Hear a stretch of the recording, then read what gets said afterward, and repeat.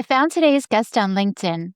I read something she wrote and thought, wait, did I write this? Turns out, no. She's another Susan Pieper.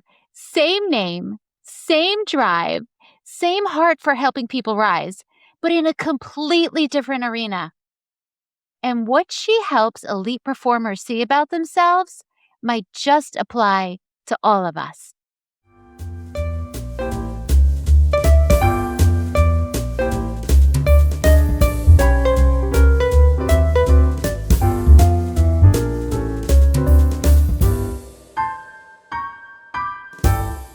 Welcome back to 5 Flavors of Happiness. If you're already part of this community, thank you for being here and for growing with us. And if you're new, welcome. I am so glad you found us. And if these conversations speak to you, be sure to subscribe so you don't miss what's coming next. Today's guest is Susan Pieper. Yes, another one. She's the founder of Shift Up Advisors, a fractional COO and executive coach who helps elite performers scale profitability without becoming the bottleneck in their own success. She built and sold DMOS Collective, worked at McKinsey after earning her MBA from Harvard. Yes, she is very smart, folks. And she's a 6-time rally racing competitor who says calm and chaos matters more than any strategy framework. But beneath all of her achievement, and it's a lot of achievement, her real work is helping high performers see what's already in them and move through the fear that keeps them playing small. Susan, welcome to 5 Flavors of Happiness. I am so happy that you are here. Thank you, Susan. And to all of you out there listening, thank you for tuning in for this episode. You know, Susan, when I heard you just do that intro, I kind of teared up because it was just such a motivational introduction that I'm not used to hearing about myself, because I really stepped into this role as the founder and the principal of Shift Up Advisors only in the last year. For a decade, my identity was the CEO and founder of the startup DMOS Collective. So it's just kind of a new persona, and it's exciting and it felt great. So thank you so much. Oh my God. It is funny to hear somebody else talk about who we are, right? That's true. When you Yes. hear it, when someone puts a mirror in front of your face. But I want to ask you, since you've only started it for a year, was there an aha moment or was there anything that said to you, spoke to your heart where you said, you know what? I want to help people. Yes, absolutely. There was an aha moment. First, like any great hero's journey, as I sold my company, and many people out there, whether you've built a company or not, maybe you've lost or left a job, or you've left a career and you want to make a change. Those transitions are so hard to navigate that sometimes they just completely take the wind out of our sails. And honestly, selling my company took the wind out of my sails. My mom died about a week later, and it was just a point in my life where I hadn't thought beyond running that company and being a daughter. And I'm also an empty nester. And all of that was sort of happening at the same time. So when it first happened, I just felt the momentum slow down and stop. And it made me realize I truly didn't know what I was going to do the next day. And that realization was paralyzing for a few months. Now, I've navigated many transitions, and I consider myself to be a specialist in navigating transitions, but that doesn't mean that they're always easy. It just means that you have to know that you've got the tools to be able to take the steps to move through them, because inaction will get you nowhere. So it really is about starting to put one foot in front of the other, even when you don't know where you're going. You just start walking, and then you change your direction and you start to basically get more on your path and get your thread as you go. And that's really what happened, is that I had this moment where I kept asking myself, what is the next step in this story? And the next step in the story just kept coming back to me undeniably, that there would be people like me out there who were really had great products and a great company, but they're missing the mark on something. they're not as profitable as they need to be, or they're not scaling as fast as they need to.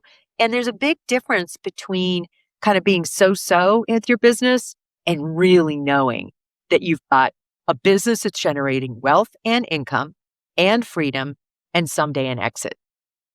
So, from that point where I was talking about how you just have to start taking a step and move forward, I knew that that my next step would be to help people whose businesses already were doing really, really well, but they knew that they could do more and they could do better. And honestly, to make your business be wealth creating and give you freedom takes working on your business and not in your business. You have to be able to step back and look at how it's designed as a system and make it better. All of the functions. And you need perspective and you need space and you need to not be in fear. So that's when I knew that the next thing to do would be that I needed to be that guide for other people who were in the operator seat, who are founders or CEOs, that I needed to be their guide. So that's a long answer to the story of how I came to be Shift Up Advisors. And it really didn't take long once I knew that that's what I did to manifest my first client. And then from there, it's just built. So now I'm full with client work and working with founders who are really already doing well. But I've taken one client that I just started working with in October who wasn't making money and was spending too much on his marketing.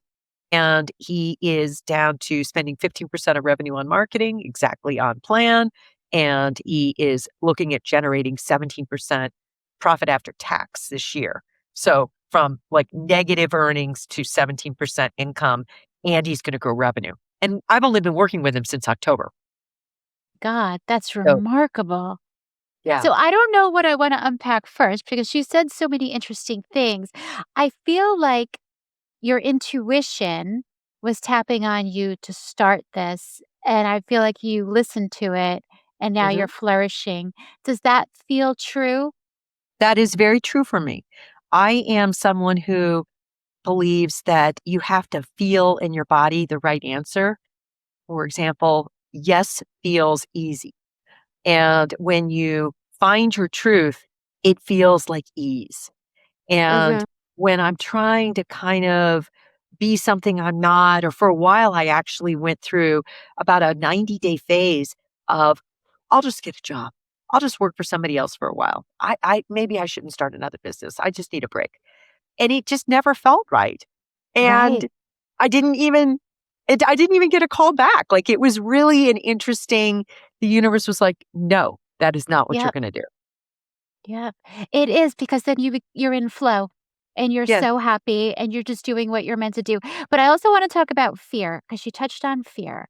And I feel like not only for the elite performers that you manage, you coach, but also for all of us out there who might not be elite performers, guys, but we're trying. And we might have fear that's holding us back to get to the next level, whatever the next level is for us, whether that's moving up a rung in the office, starting your own job, getting a house, whatever it is. How do we navigate that fear? And like, what's a healthy level of fear? it's a great question. I think of navigating fear as being like well, I'm an outdoor athlete, so outside of being a business person, I spent a lot of time on the mountains. So to me, fear is always that edge of, you're biking on a trail that has substantial exposure, or you're snowboarding down a chute that has, rocks on either side, so there isn't a lot of space to turn. It's one of those things where it exists.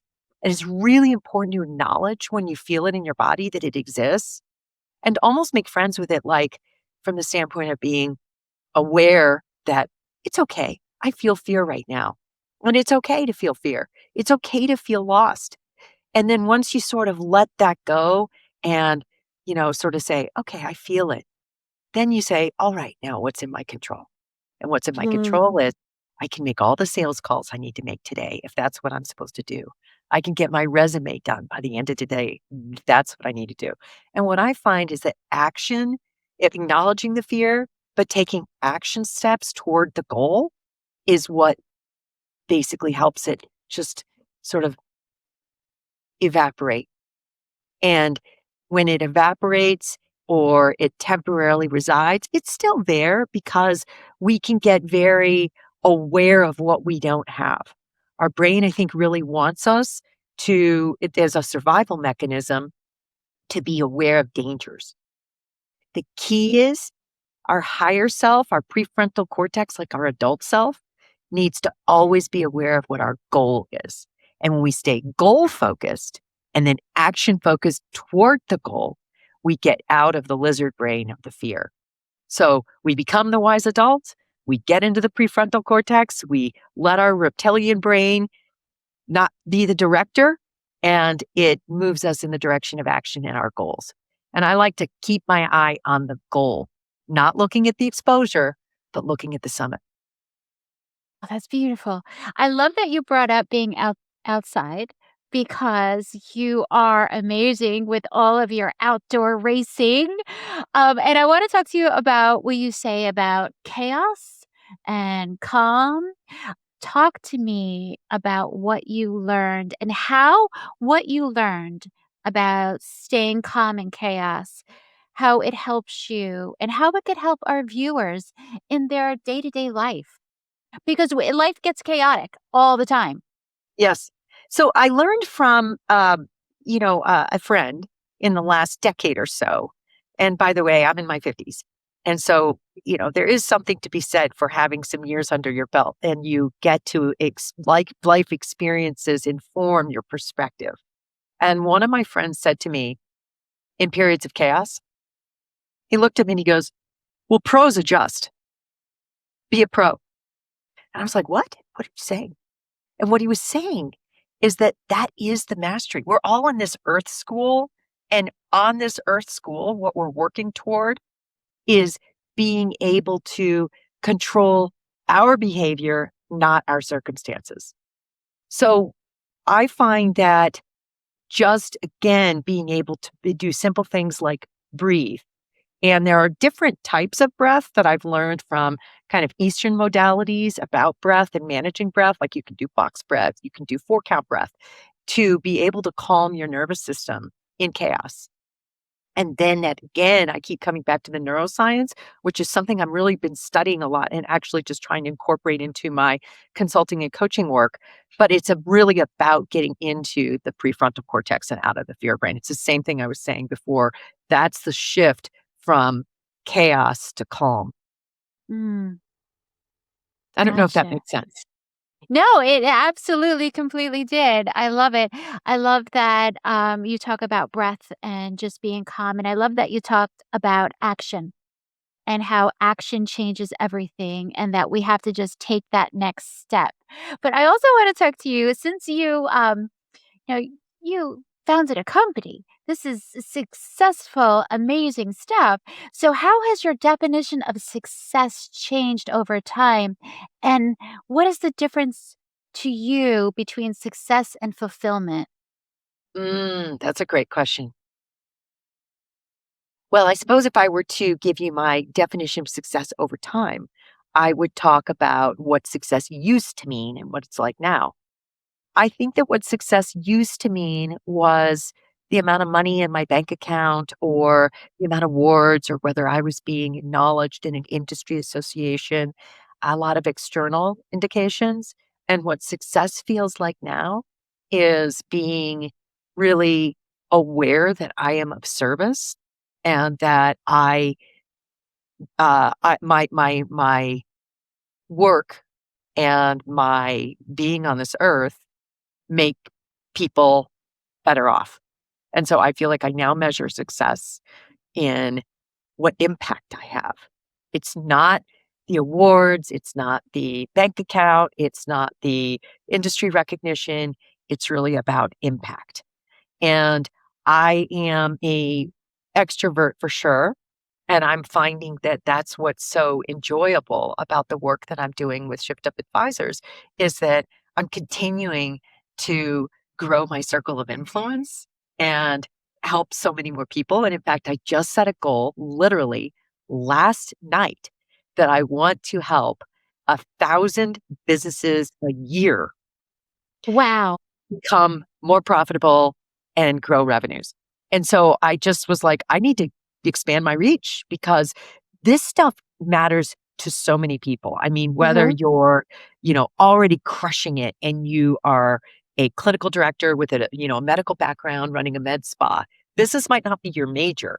Your major is the medical side, but I have a client in that space and I can really see how much she wants to be excellent as well in business and just needs the right advisor. She needs somebody who has experience. And it's like, oh my goodness, this is perfect. So I think whether, my business was in the consumer space, and I do really resonate so much with consumer facing businesses, whether they're products or services.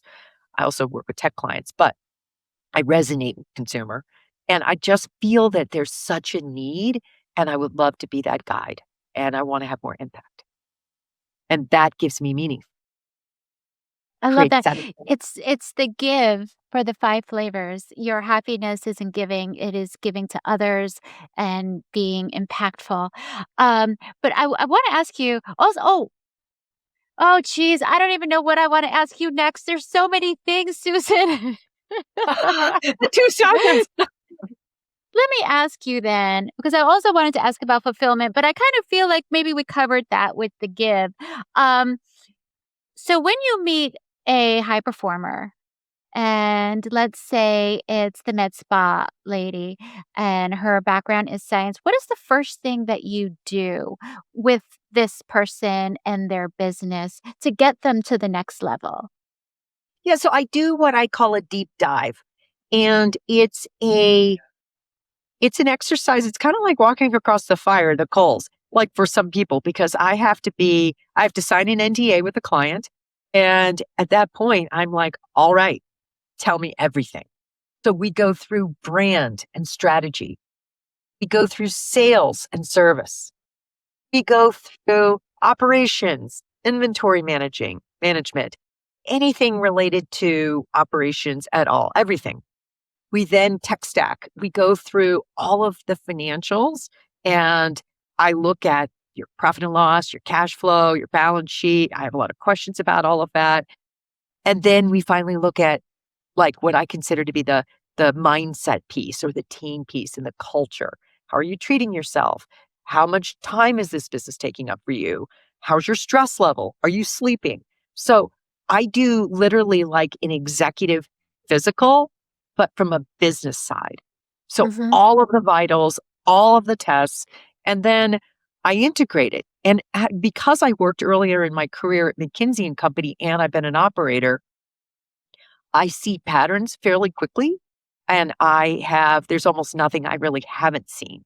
So it's pretty easy for me to come back and after taking all of that data in to be able to make a 12-month recommendations for operations to basically improve profitability or grow revenue if profitability is already there and then we would scale proportionally. So I'm able to tell the operator, my client, this is what we're going to do for the next year. This is exactly what we're going to do for the next year. This is the sequence, this is the order, and this is why. And these are the KPIs we need to hit, and here's why. And then at that point, they get to make a decision. Do they want to do for themselves and have me watching over their shoulder? Or in some cases, do they want me to actually step in and help them?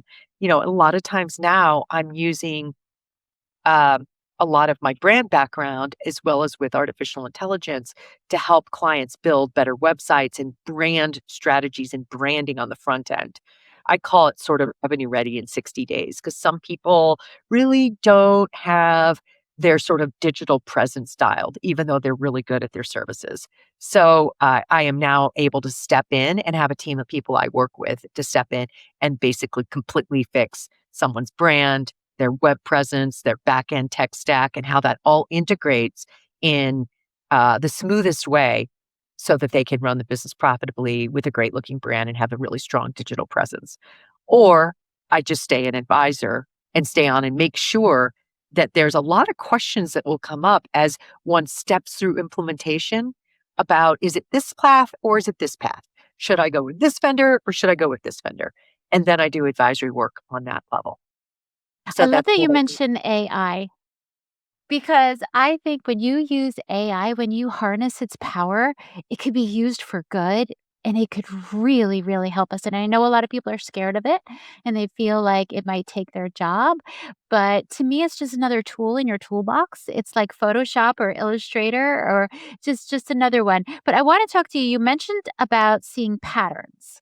And Mhm. I would imagine that there's a lot of patterns that you see in the different entrepreneurs, the different CEOs that they all kind of it's almost like formulaic in a way, like everyone has this issue or that issue. Could you Yes, talk to it us is. about any of the patterns that you're seeing that you go home at night and you say, another one, same issue?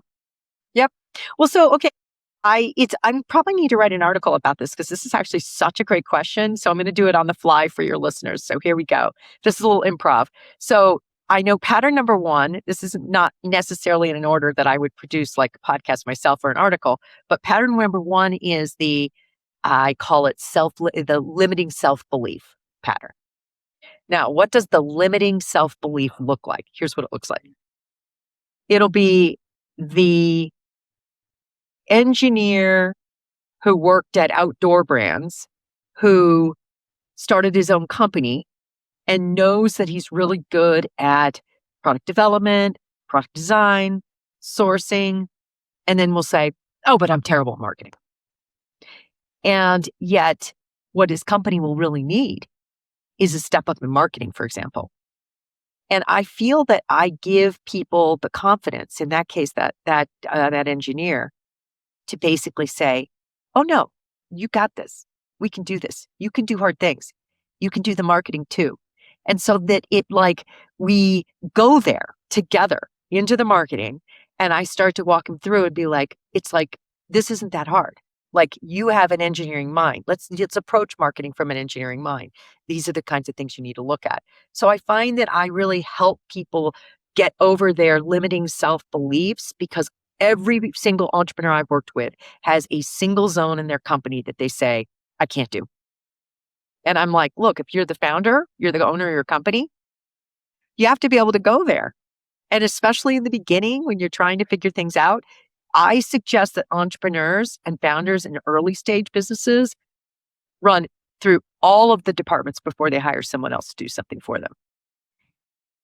So even if it's not their zone of genius, they're going to be close enough to the zone of genius or to that zone that they understand what excellence needs to look like, and therefore they can hire to it. So that's Gotcha. one.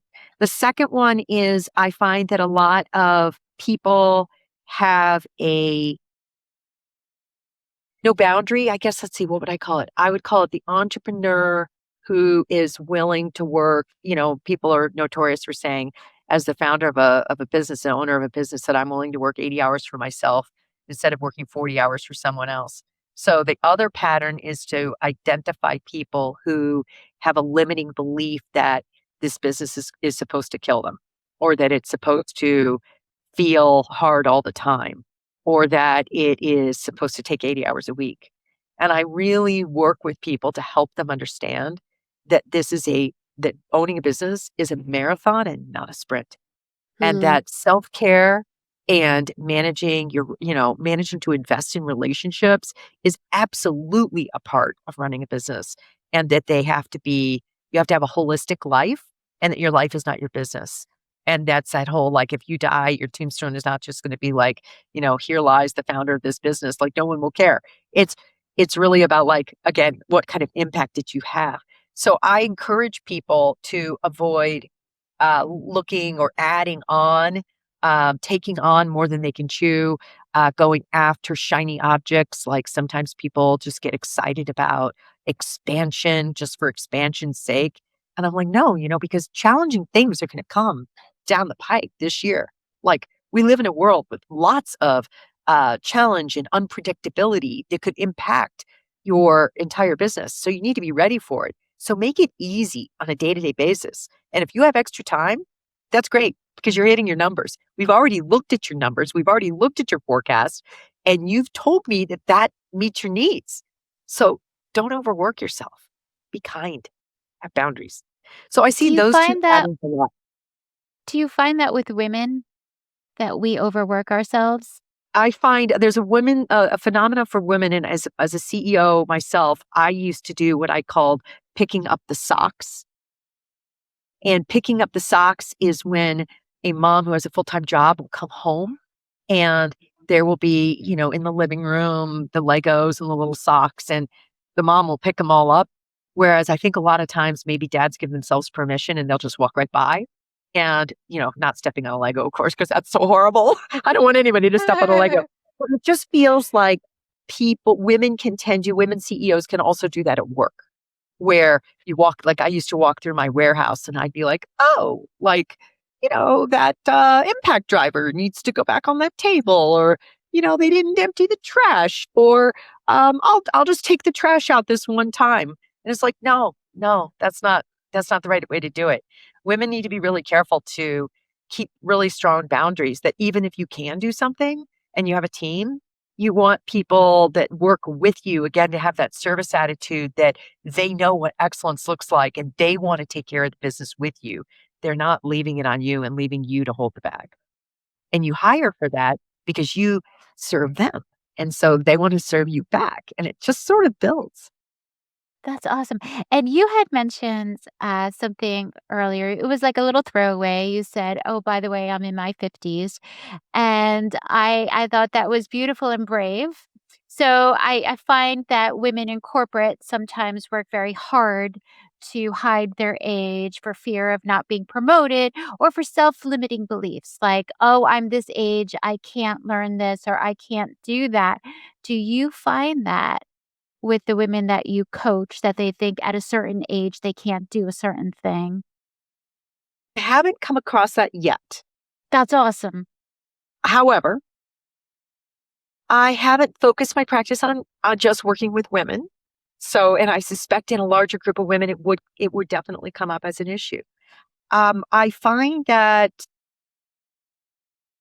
I hang around with a lot of 35-year-olds, and I really feel that I am a young kind of acting person.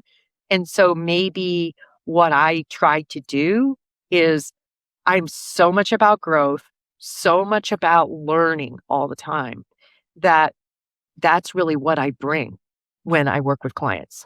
And so age doesn't matter as much as a really open mind that is committed to learning. I think that that is really what matters and what I try to impart and try to teach. So again, building into people's personal plans outside of the profit and loss plan for their business, a an opportunity for them to continue to grow and give back and to develop their skill set. And that's another reason why I encourage people to go into areas that they have that limiting self-belief that they can't do. I'm like, no, no, no, you need to learn this because you can. Like you've got this. That's awesome. So I wanna ask you one last question. Is this the best phase of your life? Yes, it is the best phase of my life. No hesitation.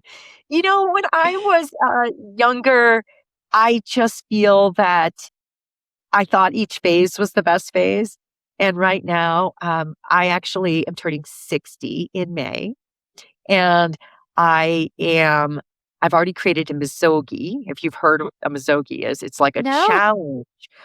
It's a Japanese word that really means a challenge that you give yourself that you have a reasonable chance of not succeeding. So this isn't something that's like easy. You have to pick something relatively challenging. And my challenge is to climb 60,000 feet of vertical across 4 continents and have 4 6,000-meter peaks. And it's challenging because it involves a lot of travel, first of all, and planning and logistics. So I have I'll start climbing this spring in the Pacific Northwest, and then I go to Ecuador in May. I'll be in Europe in the end of August, and then back to South America for New Year's in the Himalayas in the spring. And so it's a really big challenge. And like I've decided, like I'm like I have to do my 60K for 60 by the time I turned 61. So I've given myself about a year and a half. And it is something that is giving me great meaning and I look forward to. And I didn't think like this when I was younger. But now I kind of think like, wow, it's it's time to absolutely like I'm also going to publish a book. So I have a lot going on right now. I'm rebuilding building new products for my business. I'm growing new clients. I'm climbing mountains. So this is what makes it the best time of my life is that I think I have really taken the shackles off. And I mean, like, they're off. And so now it's like, well, bring it. I can do all of this stuff. Why not? So fun. Absolutely love that. I want to make one for myself. Good. It could be, I mean, I didn't, I'm not sure if you know who Jesse Eitzler is, but he is a five-time entrepreneur, happens to be famously married to Sarah Blakely. He's runs the Big Ass Fan company, or not Big Ass Fan, it's the Big Ass Calendar company. And, he does Misogis and was talking about it's like an ultra marathon if you don't do that, or you just pick something that would be hard where you might not be able to do it and set it as a goal for yourself. Love that. That is so cool. Well, happy almost birthday. Thank you. And thank you so much for spending time with me today. Two Susan Pipers walk into a podcast, and this is what happens. We just need the third one, guys. She's a nun. I was going to have Yeah. the other Susan Piper come on to surprise you. I was trying to get her because I was just like, we have to get the third That Susan would be Piper in so the funny. room. Wouldn't it? Uh-huh. It's like, so we have the spiritual guru, we have the business I don't know, athlete guru, and hopefully I'm the creative. Um, but guys, thank you so much for listening. Thank you for hanging out with two Susan Pipers today. And be sure to like and subscribe so that you could be alerted the next time a super awesome podcast drops.